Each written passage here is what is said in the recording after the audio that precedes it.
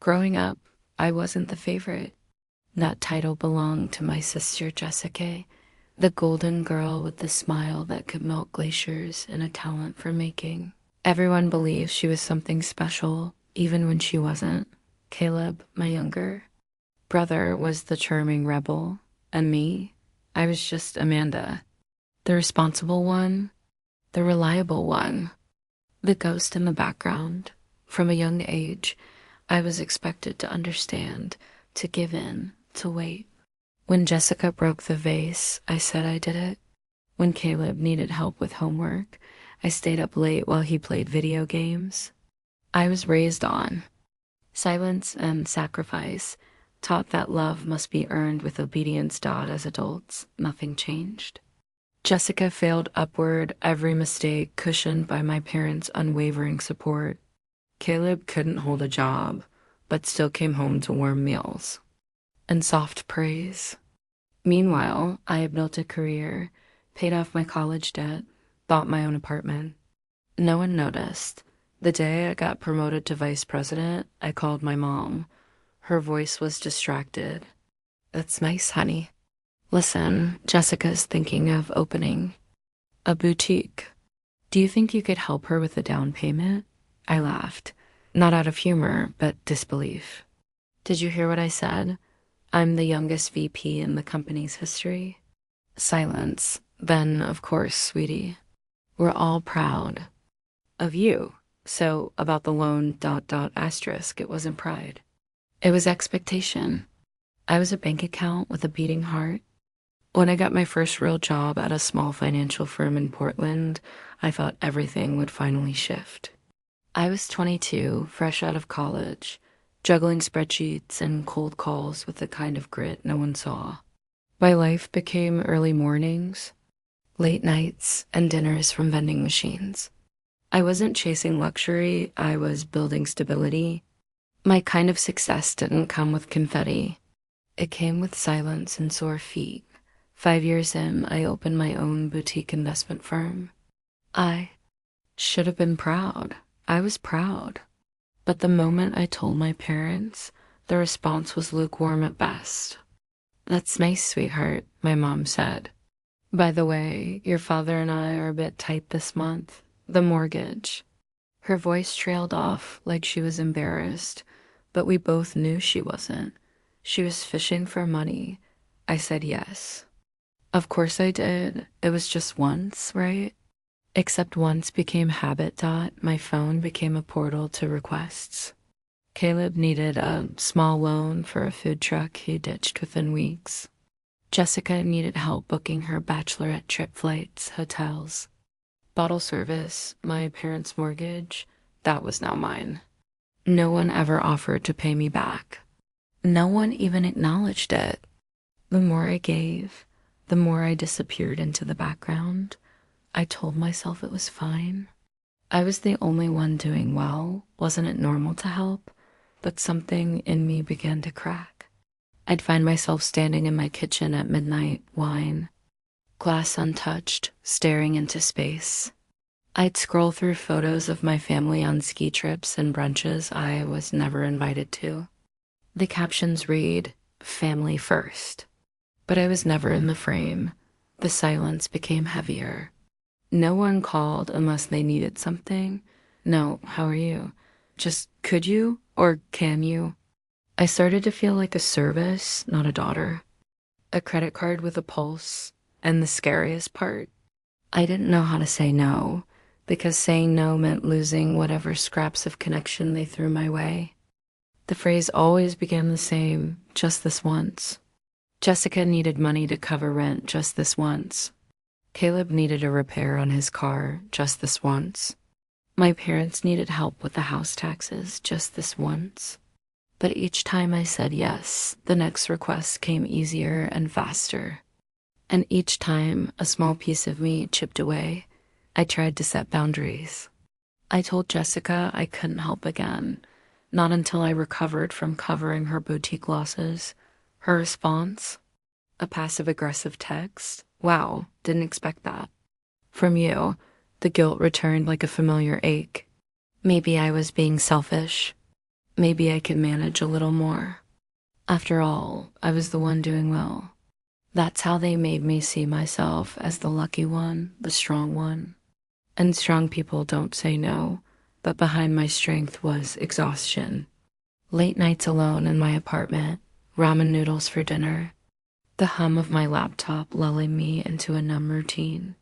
My social life disappeared, my hobbies faded.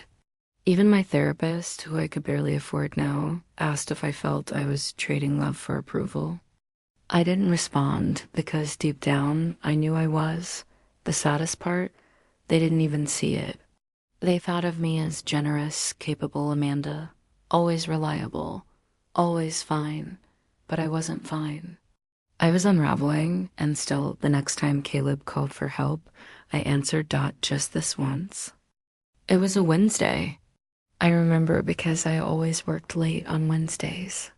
The office was nearly empty, and the soft click of my keyboard echoed like a metronome in the silence.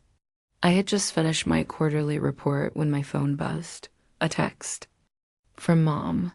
Jess got into a little car accident. Nothing serious, but she's really shaken up. Can you wire her some money for the repairs? I stared at the screen. The weight behind those words was unbearable. Another crisis, another ask, another chip off my soul. I opened my banking app, hovering over the transfer button. Then I froze. What would happen if I didn't? My hand trembled. My chest felt tight. And then, without warning, I burst into tears. Right there, in my glass-walled office, I cried for every yes I gave when I wanted to say no, for every birthday they forgot, for every voicemail from Jessica asking for money but never how I was doing, for the years of being invisible unless I was useful. A janitor passed by and paused, startled. I quickly wiped my face and turned away. Allergies, I muttered, but it wasn't allergies. It was the sound of something breaking inside me, a quiet fracture. Long overdue. That night, I didn't send the money. I turned off my phone, unplugged my laptop, and walked home in the rain. No umbrella. No protection. It felt like freedom. It started with silence, not from me for once, but from them. After years of saying yes, the first time I said no was to Jessica. She wanted a loan for a business expansion in another boutique location. She framed it like a sure success. It's an investment, she said. You'll get your money back this time. But I have learned the promises never held. So I took a breath, felt my heart thump like a warning drum, and said, I'm sorry, Jess, I can't do it. The pause was heavy. Then came the familiar hurt tone. Wow, okay. Didn't think you'd turn your back on your own sister. I stood firm. I didn't explain. I didn't apologize. Days passed. No one called. No texts from Mom. No sarcastic memes from Caleb. Silence. It should have hurt more than it did. But I felt something unexpected. Peace. For the first time in my adult life, I bought myself flowers. I took a weekend trip to the coast. I started painting again, nothing fancy, just messy watercolors on scrap paper. My apartment felt lighter, like it could finally exhale with me. That first no changed something in me. Not because it hurt them, but because it healed me. I realized love shouldn't cost your identity. Support shouldn't require your silence. And being family didn't mean being used. In the biggest truth. Saying no didn't make me cruel. It made me free. The backlash came quietly. Not with fights or shouting, but with absence. Jessica stopped answering my messages. Caleb ghosted me entirely. My parents. Their tone grew cold, measured, and polite, like I was a distant cousin they barely remembered. No guilt tripping, no arguments. Just distance. At first, it felt like abandonment. But then I realized this was the price of boundaries. I had changed the rules of our relationship, and they didn't like the new version of me. The version that didn't give on command. Sunday dinners continued without me. I knew because I saw the pictures online, Jessica's perfect smile, Caleb's new haircut, my mother's favorite roast in the background.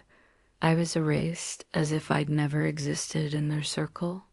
Not even a tag, not even a "we missed you." But I didn't reach out. Not this time. I filled my time with things that made me feel alive. I read novels I'd been meaning to start. I joined a pottery class. I went to brunch with coworkers, laughing too loudly over bottomless mimosas. One night, I caught myself singing while folding laundry. That's when it hit me. I wasn't sad anymore. Sure, I missed the idea of a close family, but the reality had always been me giving and then taking. Now I had space. Space to breathe, to exist without strings. The silence from them, it wasn't punishment. It was freedom. Still, a part of me hoped they would call, not to ask for something, but to understand, to say, "We were wrong. We see you now." But that call never came, and eventually I stopped expecting it. One rainy afternoon, just as I was settling into a cup of chamomile on a documentary, the doorbell rang. Through the peephole, I saw Jessica. I hesitated. My instinct was to pretend I wasn't home, but curiosity or maybe hope pulled me to open the door. She stood in the hallway, hair wet, mascara smudged, holding a plastic shopping bag. "I was in the neighborhood," she said with a sheepish smile. I let her in. She looked around like she hadn't expected to stay long. We sat. The silence was awkward. Then she said, "I broke up with Mark. He said I expect too much from people." I nodded but said nothing. She continued, "I don't know what I'm doing anymore. The boutique's failing. Caleb barely talks to me. And Mom and Dad ... They keep saying I should talk to you. Like you're the one who knows everything." I raised an eyebrow. "They said that?" She laughed bitterly. "Only when they need something. But this time, I think I came here because I need something else." Her voice trembled. "I need you to tell me how to fix it, not the money stuff, me." That night, we sat on my couch for hours. No money changed hands. Just words, honesty, tears. For the first time, I saw my sister not as the golden girl, but as someone fragile, someone human. And maybe, just maybe, she saw me too. A week later, my phone rang. Caleb.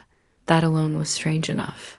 We hadn't spoken since the last family dinner where he mocked my career like it was a personality flaw.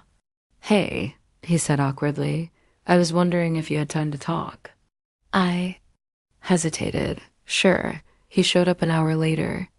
No sarcasm, no smirk. Just a tired man carrying weight he hadn't acknowledged before.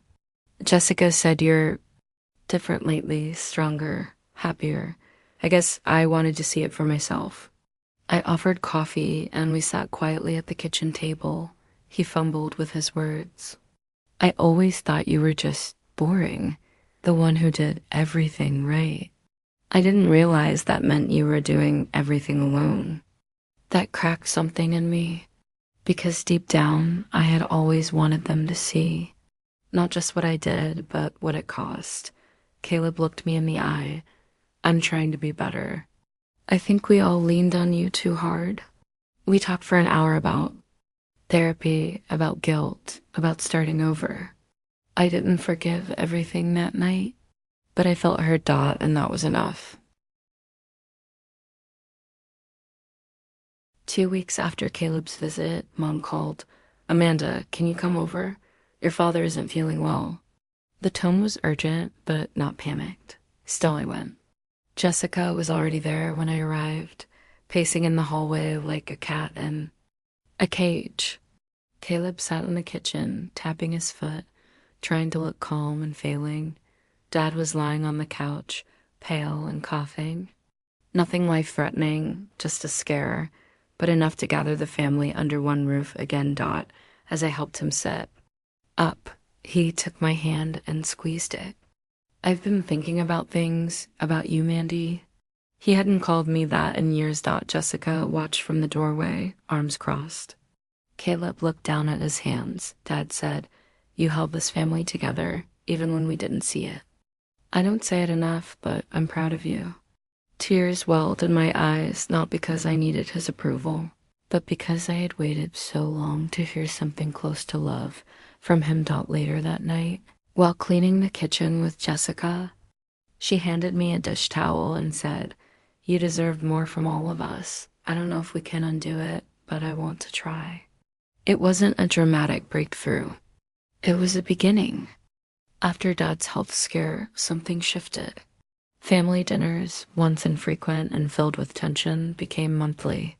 They were awkward at first, long silences, hesitant glances, but slowly, the dynamic began to change. Jessica no longer monopolized the conversation.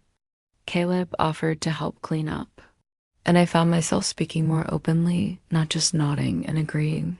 One evening, while setting the table, Jessica handed me the good plates. "You always made things feel stable, even when they weren't. I'm just sorry we didn't see it before." I smiled softly. "Maybe we weren't ready to." Mom brought out dessert and sat down next to me, a rare gesture. "You've grown into someone we're lucky to have." I wish I'd told you sooner.